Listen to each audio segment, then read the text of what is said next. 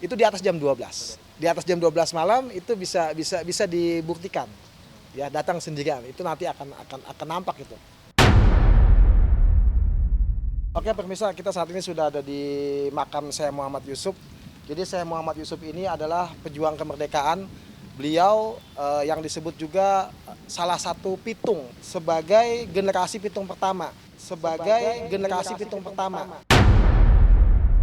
Beliau ini punya keunikan ketika beliau diserang sama Belanda, ketika ditembaki sama Belanda itu tidak mempan. Walaupun hakikatnya status beliau ini ditahan di Sawah Lunto, tapi beliau itu setiap malam bisa pulang dan karena bisa pulang jadi bisa berhubungan badan dan bisa nambah anak.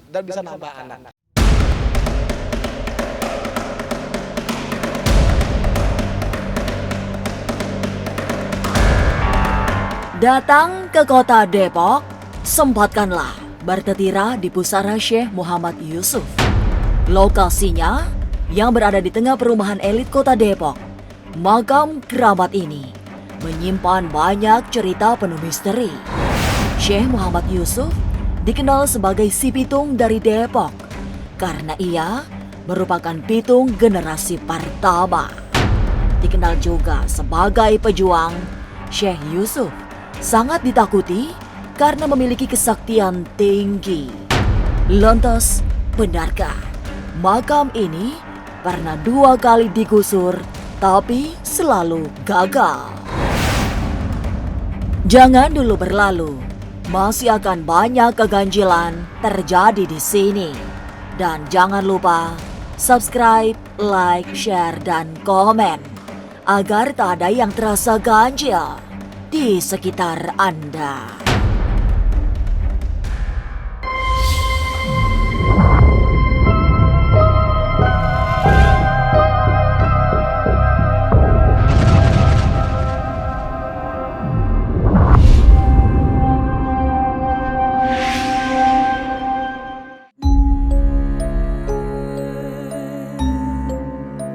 Menapaki jalanan setelah meninggalkan pusat kota Jakarta, perjalanan dibawa ke kawasan Depok. Berada di pusat kota Depok, atau tepatnya di tengah kompleks perumahan elit, mari berziarah ke pusara tokoh sakti masa lampau, Syekh Muhammad Yusuf. Ini adalah sosok paling keramat yang sering disebut sebagai si pitung dari Depok. Ditemani salah seorang cicitnya, tim penelusuran ganjil misteri menyisir titik-titik mistik di sekitaran pusara sang legenda. Syekh Muhammad Yusuf itu buat saya sangat luar biasa. Di samping beliau juga pejuang, beliau juga seorang waliullah. Dan beliau itu keturunan ke-9 dari Sunan Gunung Jati dan keturunan ke-12 dari Prabu Siliwangi. Oke, kita langsung menuju ke makam Syekh Muhammad Yusuf. Ya, ini pintu gerbang untuk makam Syekh Muhammad Yusuf. Ya, kalau kita Muslim bilangnya Raudhah min Riyadil Jannah, taman daripada taman surga. Oke, pemirsa, kita saat ini sudah ada di makam Syekh Muhammad Yusuf. Jadi Syekh Muhammad Yusuf ini adalah pejuang kemerdekaan. Beliau yang disebut juga salah satu pitung, karena memang pitung itu adalah nama julukan ya, ismul laqab, bukan nama hakiki. Jadi bukan nama untuk satu orang. Karena pitung itu adalah pitulung, 7 kelompok, yang satu kelompoknya itu ada 7 orang yang dia memang selalu menolong. Dan beliau ini adalah Syekh Muhammad Yusuf sebagai generasi pitung pertama. Makanya di situ ada istrinya beliau, Hajah Aisyah binti Jian. Jian itu sebetulnya Haji Naipin, tapi ini memang belum terungkap ya.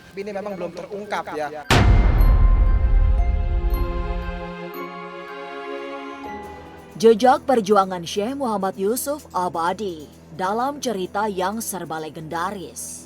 Salah satu yang sangat monumental adalah keberhasilannya menghancurkan batalion 10 Belanda di lapangan Banteng. Padahal yang diluluhlantahkan merupakan markas tentara Belanda yang sangat kuat.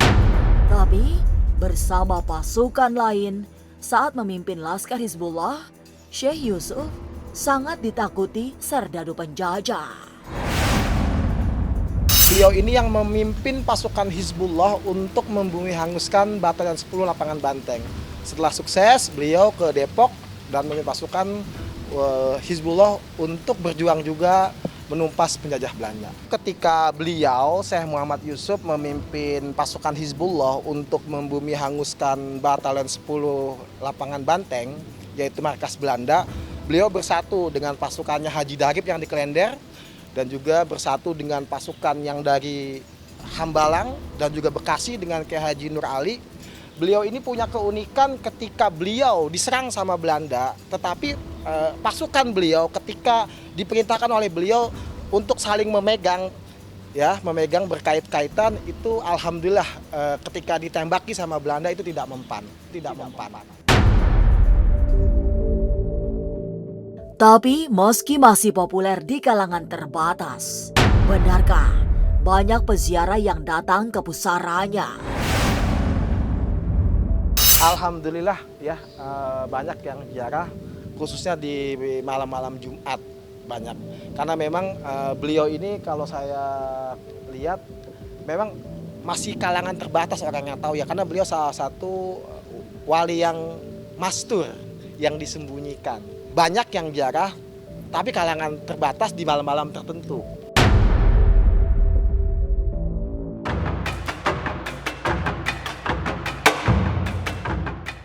Popularitas Syekh Muhammad Yusuf memang meluas, meski terbatas di kalangan-kalangan pecinta sejarah.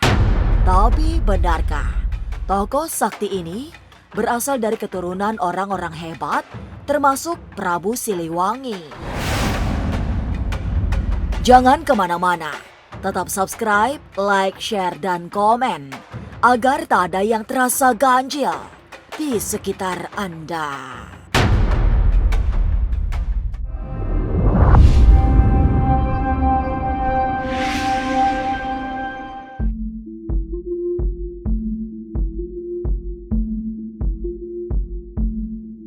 Banyak cerita kehebatan Syekh Muhammad Yusuf, sebagian berbalut legenda. Tapi banyak yang bisa dibuktikan, semua kesaktiannya itu diperoleh lewat tempaan hidup, serta para guru yang dikenal sebagai tokoh-tokoh paling sakti di masa silam. Guru-guru yang membentuk Syekh Yusuf menjadi tokoh sakti, tersebar di banyak tempat yang kini menjadi pusat-pusat peziarahan masyarakat. Beliau ini termasuk guru agama juga, dan juga termasuk banyak membantu warga sekitar ya, ketika mungkin ada sakit atau apa, banyak membantu berdoa kepada Allah. Karena memang beliau ini secara berguru, beliau ini berguru kepada Syekh Muhyiddin Barong Sapi Jasinga. Syekh Muhyiddin berguru kepada Syekh Abdul Muhi Pamijahan. Syekh Abdul Muhi Pamijahan berguru kepada Syekh Abdul Raub Asingkili, yang aslinya beliau dari Baghdad, makanya nama aslinya adalah Syekh Abdul Raub Al-Baghdadi. Ketika pindah ke Singkil menjadi Syekh Abdul Raub Asingkili. Syekh Abdul Raub Asingkili atau Syekh Abdul Raub Al-Baghdadi berguru kepada orang tuanya, yaitu Syekh Abdul Jabbar Al-Baghdadi. Syekh Abdul Jabbar berguru kepada bapaknya lagi, yaitu Syekh Muhyiddin Abdul Qadir Jalani Al-Baghdadi. Syekh Muhyiddin Abdul Qadir Jalani Al-Baghdadi belajar kepada Syekh Sanusi Gua Mujarot yang ada di Tasikmalaya. Di sini ini Hajah Aisyah binti Ji'an, ini sebetulnya Ji'an ini adalah sandi, yaitu Haji Naipin. Jadi beliau dulu itu ketika susah ditangkap oleh Belanda licik. Belanda menyandra orang tua beliau, yaitu Kumpisanen dan putri kecil disandra karena kalau Syekh Yusuf tidak menyerahkan diri ke Belanda, maka Kongsanen dan putri kecil akan dibunuh. Jadi beliau menyerahkan diri. Dan ketika beliau menyerahkan diri ke Belanda, beliau ditahan di Sawah Lunto. Nah, ketika ditahan Sawah Lunto, anak beliau masih ada dua, ya masih kecil-kecil, yaitu Hajah Hafsah dan Hajah Aminah, nenek saya. Nah, tapi anehnya itu setiap malam bisa pulang. Makanya anaknya nambah menjadi Abdullah. Begitu. Itulah salah satu keunikan, dan ini disaksikan oleh penduduk asli Sugutamu, penduduk asli Depok. Jadi walaupun hakikatnya status beliau ini ditahan di Sawah Lunto, tapi beliau itu setiap malam bisa pulang, dan karena bisa pulang jadi bisa berhubungan badan dan bisa nambah anak.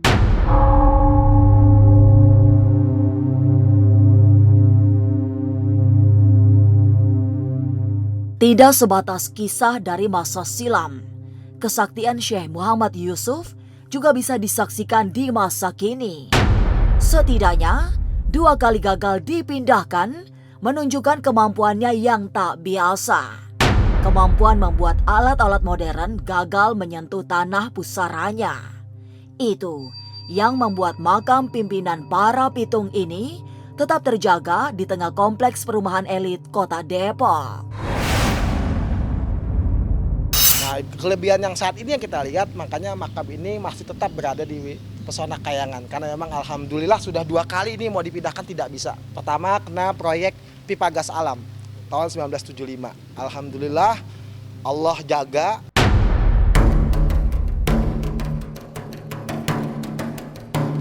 Ketokohan serta nama besar Syekh Muhammad Yusuf ternyata datang dari masa silam. Si Bitung dari Depok ini merupakan keturunan tokoh-tokoh legendaris dari masa silam. Termasuk yang paling masyhur adalah Sang Prabu Siliwangi.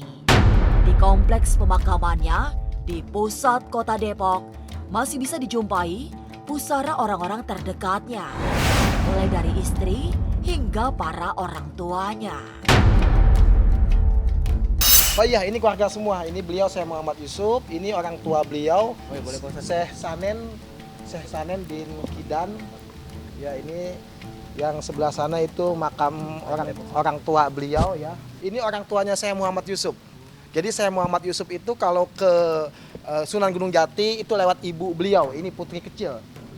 Ya, jadi ya ini ibunya beliau, putri kecil. Jadi Syekh Muhammad Yusuf punya ibu namanya Putri Kecil.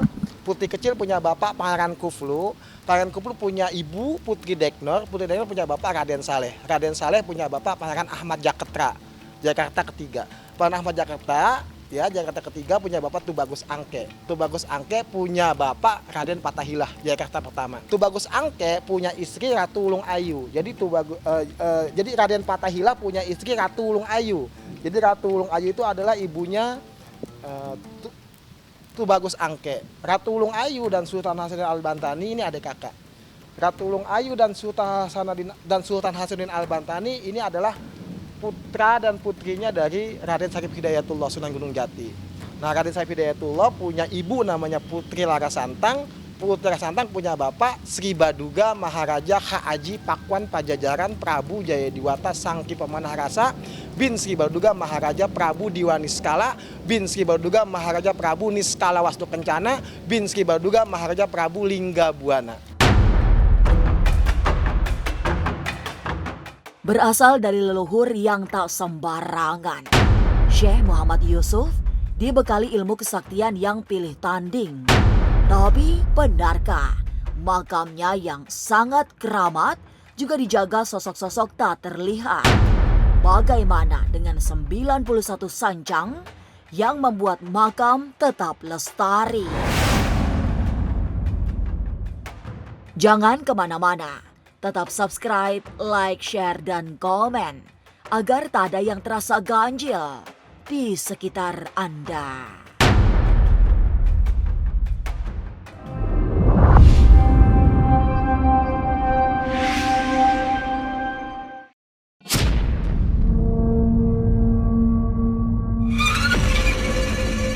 Banyak keganjilan biasa terjadi di pusara Syekh Muhammad Yusuf, termasuk penjagaannya yang berasal dari dunia siluman. Jumlahnya mencapai 91 sosok sancang dengan 2 pemimpin utama berupa harimau putih dan harimau hitam. Di makam Syekh Yusuf ini juga ini dijaga oleh 91 sancang. Jadi sancang itu adalah macan siluman dari Trah Prabu Siliwangi. Jadi 91 sancang itu dipimpin oleh Prabu Sengkawang dan Prabu Galuhwangi. Ini adalah nama pemimpin sancang yang ada di sini. Jadi nanti bisa dibuktikan kalau mau lihat sendiri itu datangnya malam-malam. Itu nanti dia akan timbul dengan sendirinya salah satu dari 90 sancang itu. Semua orang akan bisa melihat ya ketika dia memang diizinkan sama yang Maha Kuasa ya, dia pasti akan melihat penampakan macan putih ya. Ya karena yang selalu nampak tuh biasanya macan putih dengan macan hitam. Macan putih itu Prabu Sengkawang, macan hitam itu Prabu Galuhwangi. Itu beliau ini kedua pemimpin dari 91 Santang ini suka menampakkan kepada yang ziarah. Cuma memang mesti satu orang, dia tidak boleh ditemani oleh banyak orang gitu.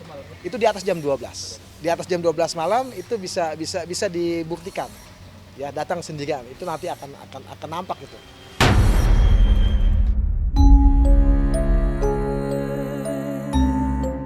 Orang Depok barangkali tidak semua pernah ziarah ke pusara Syekh Yusuf, tapi kebesaran namanya dikenal secara luas. Pada masa lampau, Syekh Muhammad Yusuf adalah tokoh sakti yang ditakuti penjajah Belanda. Kesaktian yang barangkali diwariskan dari para leluhurnya yang juga bukan orang-orang sembarangan. Syekh Muhammad Yusuf adalah seorang wali Allah. Mereka mengusir penjajah-penjajah Belanda yang datang ke Indonesia. Mengusir penjajah Belanda ini luar biasa. Penjajah Belanda ini luar biasa dan kehebatan ilmu yang beliau miliki. Dan salah satunya beliau adalah seorang keturunan yaitu Cirebon, Sunan Gunung Jati. Bahkan beliau keturunan dari Prabu Siliwangi. Arti pejuang-pejuang hebat. Dan lahirlah seorang waliullah yang bernama Syekh Muhammad Yusuf. Diakui kehebatannya seperti katakanlah pitungnya Depok. Pitungnya Depok ini adalah beliau.